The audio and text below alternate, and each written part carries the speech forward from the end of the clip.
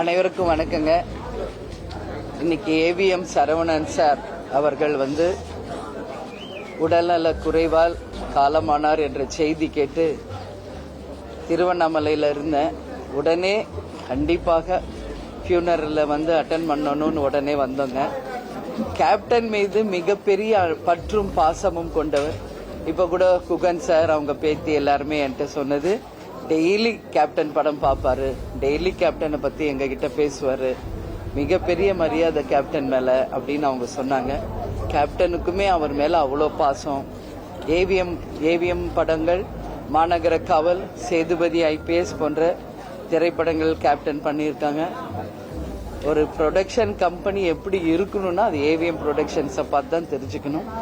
அந்த அளவு ஒரு டிசிப்ளின், அந்த அளவு ஒரு மிகப்பெரிய ஒரு இன்ஸ்டிடியூஷன் இது. ஏவிஎம் உள்ள வராமல் எந்த படமுமே ரிலீஸ் ஆக முடியாதுன்றது அப்படி ஒரு வரலாறு இந்த இடத்துக்கு இருக்கு.